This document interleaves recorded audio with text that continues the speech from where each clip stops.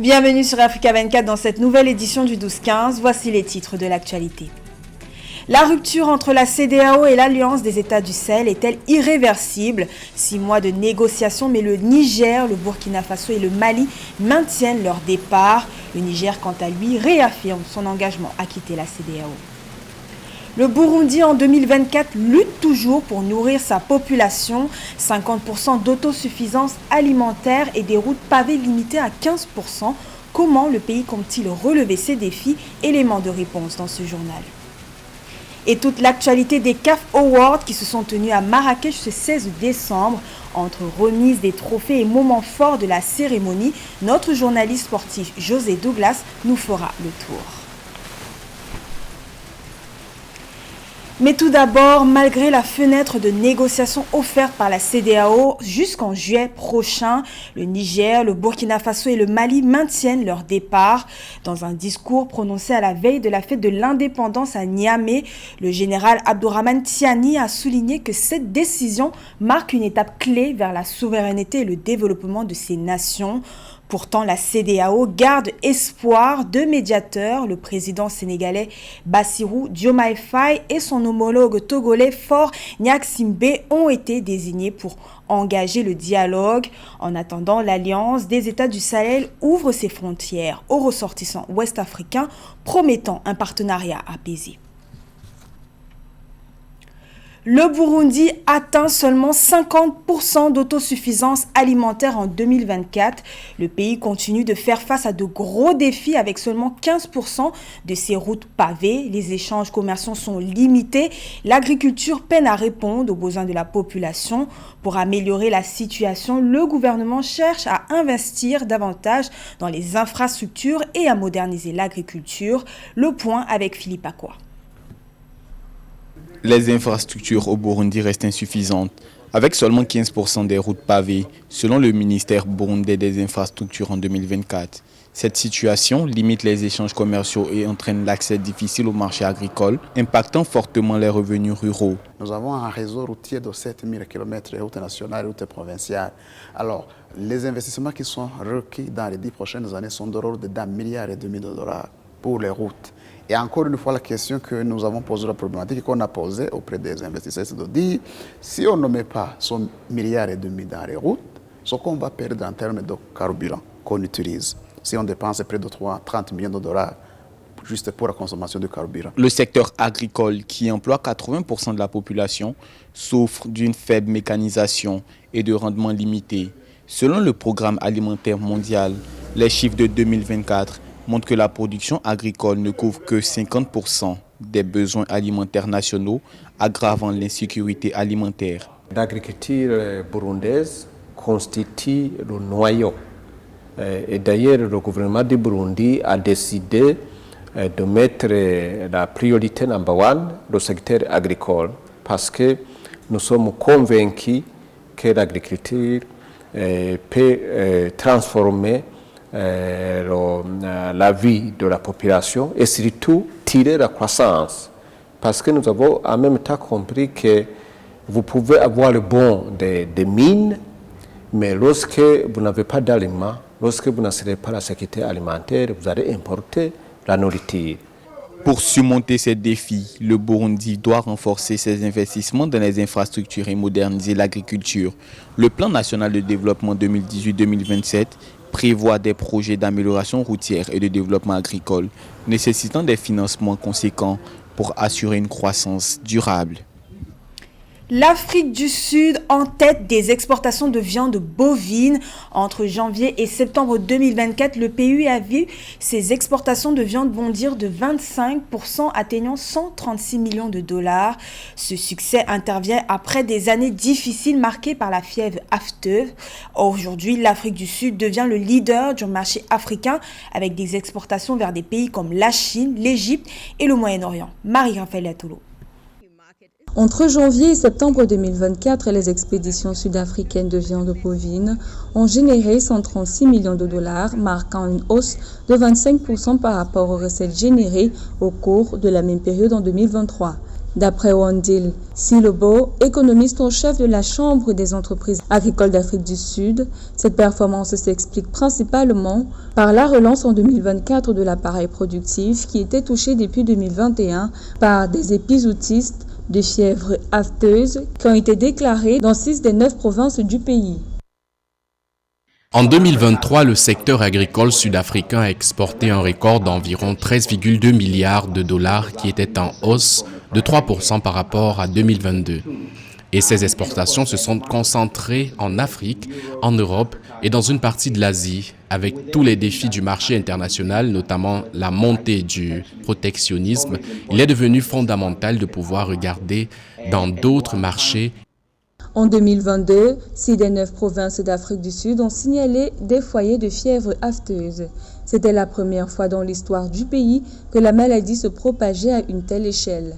Cela a notamment incité le gouvernement et l'industrie à renforcer leurs efforts de contrôle et de surveillance de la biosécurité dans les exploitations agricoles. L'élevage et la volaille représentent environ la moitié de la valeur ajoutée brute de l'agriculture. De plus, l'élevage contribue également de manière significative à l'inclusion des agriculteurs noirs dans la production agricole commerciale en Afrique du Sud.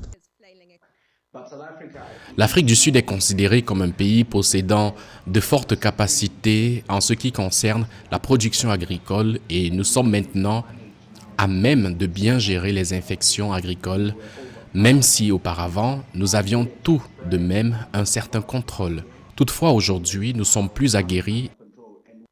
Soulignons que les principaux marchés d'exportation des viandes bovines d'Afrique du Sud sont la Chine, l'Égypte et les Émirats arabes unis, la Jordanie, le Mozambique, le Koweït, le Qatar, l'Arabie saoudite, l'île Maurice et les Seychelles. Une police plus proche des citoyens, le ministre de l'Intérieur du Sénégal a validé ce lundi 16 décembre une nouvelle doctrine de police de proximité. Ce projet révolutionne la relation entre la police et la population en mettant l'accent sur la sécurité participative et la collaboration. L'objectif, faire de chaque citoyen un acteur de sa propre sécurité. À travers cette réforme, le Sénégal vise un système sécuritaire plus réactif et inclusif, aligné à l'agenda national Sénégal 2050. Philomène Tine nous en parle. Dans un contexte mondial où les défis en matière de sécurité sont en constante évolution, le Sénégal a décidé de revoir sa stratégie pour mieux répondre aux préoccupations des populations. C'est à cet effet que le pays a fait un pas décisif vers une réforme de sa gouvernance sécuritaire avec l'adoption d'une nouvelle doctrine de police de proximité portée par le ministère de l'Intérieur et de la Sécurité publique. Cette initiative ambitieuse qui repose sur les principes de sécurité participative vise à renforcer les liens entre les forces de défense et de sécurité et les citoyens dans une démarche plus inclusive et collaborative. Notre approche sécuritaire doit non seulement renforcer sa réactivité, mais également placer les citoyens au centre de nos préoccupations. C'est précisément l'ambition de cette doctrine nationale de police de proximité qui repose sur une sécurité participative, préventive et inclusive. Selon les autorités sénégalaises, ce changement vise à transformer la relation entre la police et les populations, jusqu'ici souvent perçue comme distante ou conflictuelle, en un partenariat actif où chaque acteur joue un rôle clé dans la prévention de la criminalité et le maintien de l'ordre public. Cette police de proximité, qui fera de l'écoute, de la médiation et de la prévention ses priorités, s'inscrit désormais dans une dynamique de collaboration continue avec les populations sénégalaises. Cet agenda trace les grandes lignes d'un Sénégal résilient, inclusif, en s'appuyant sur des principes tels que la transparence, la redevabilité et la participation citoyenne. La police de proximité contribue à renforcer la cohésion sociale, l'unité nationale et la légitimité des institutions sécuritaires. La mise en place de cette doctrine de police de proximité est une étape cruciale dans le cadre de la révision du système sécuritaire sénégalais. Elle s'inscrit pleinement dans l'agenda Sénégal 2050 du gouvernement, traçant les grandes lignes d'un Sénégal résilient, inclusif et sûr, où la sécurité est un pilier fondamental du développement durable. Place à présent à l'actualité sportive avec notre journaliste sport José Douglas. Bienvenue sur le plateau du 12-15. Bonjour Charline. La CAF a honoré les sportifs de l'année 2024 au cours d'une grande cérémonie au Palais des Congrès de Marrakech. Qu'en est-il des distinctions? Elle était somptueuse cette cérémonie pour le football africain au cours de cette soirée où les talents ont été récompensés. Outre le Nigérian Ademola Lookman que nous voyons en image, nommé joueur africain de l'année, après une année justement exceptionnelle avec Atalanta en Italie et les Super Eagles. Ce sujet lui est consacré justement sur nos antennes. Il succède à son compatriote Victor Osimhen, lauréat en 2023. D'autres images maintenant, avec une femme, la Zambienne Barbara Banda, meilleure joueuse. Banda a marqué la saison 2024 avec la National Women's Soccer League en aidant Orlando Pride à remporter le NWSL Shield et le championnat avec un but décisif en finale contre Washington. Elle a réalisé son 3e triplé aux Jeux Olympiques de Paris 2024. Le Sud-Africain maintenant, Rowan Williams, gardien emblématique, il a été le seul donc double gagnant de la soirée, recevant les prix de gardien de l'année chez les hommes et de joueurs interclubs masculins. Il évolue au Mamelodi Sundowns. 15 prix en tout. Quelles sont les autres récompenses? Eh bien, il y a la Nigériane Chiamaka Nadozi qui a remporté le prix de gardienne de l'année pour la 2e année consécutive après une autre saison exceptionnelle pour l'équipe française du Paris FC. Le titre d'entraîneur de l'année chez les hommes est allé à Emers Faye que nous voyons après avoir mené la Côte d'Ivoire au bord de l'élimination au titre justement de vainqueur de la Coupe d'Afrique des Nations Total Énergie.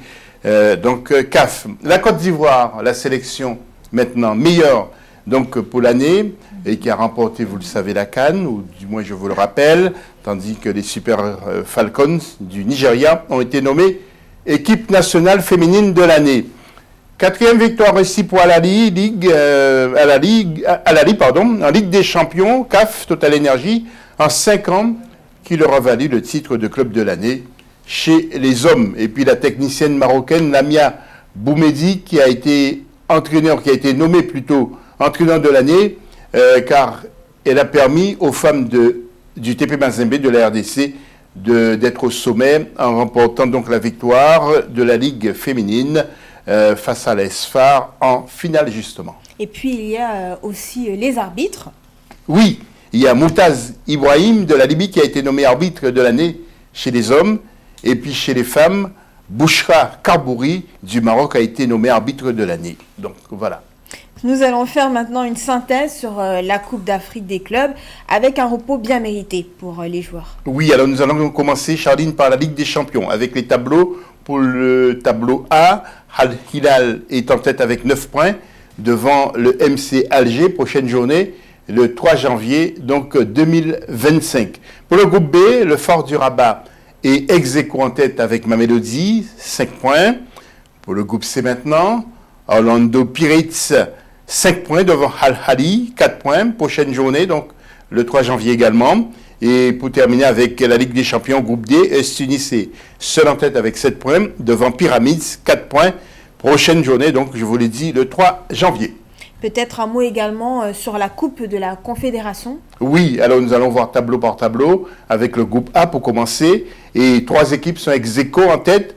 11 Bravos, CS Constantine et Simba avec 6 points. Pour le groupe B, RSB Berkane a remporté ses 3 matchs, donc 9 points. Stade Malien 2e avec 4 points. Pour le groupe C, il y a donc USM Alger qui est seul en tête avec 7 points.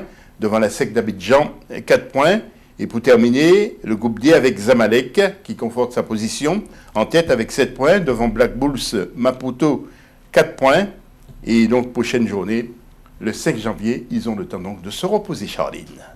Toujours en football, avec une récompense bien méritée pour Raphaël Abouem, un de nos spécialistes de football. Eh bien, il est camerounais, ce spécialiste de foot qui intervient sur plusieurs médias camerounais, dont le nôtre sur Africa 24 TV. Il a reçu, vous le voyez, donc un prix spécial le 14 décembre au cours d'une cérémonie awards nationaux de l'excellence à Douala, en présence de plusieurs personnalités. Un clin d'œil, donc, est consacré aussi à ses multiples présences sur notre chaîne. Il était désigné comme meilleur consultant, Raphaël Abouem, que nous saluons depuis le Cameroun. En bref, José, que faut-il retenir de l'actualité sportive aujourd'hui? Eh bien, le mondial 2030, vous le savez, a été attribué par la FIFA au Maroc, à l'Espagne, au Portugal, mais le bureau FIFA a été installé du côté de Rabat. Ce sera un bureau régional de la FIFA sur le continent, à l'image de Paris pour l'Europe, Miami pour l'Amérique et Jakarta pour l'Asie.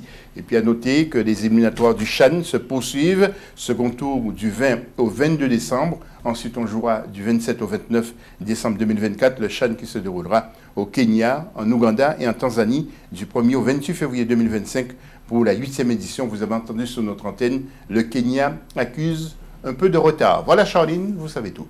Merci beaucoup pour ces précieuses informations sportives, José, et à très bientôt. Ce journal a été réalisé par l'ensemble de la rédaction. Merci pour votre fidélité. Dans un instant, une nouvelle édition de l'information sur Africa 24.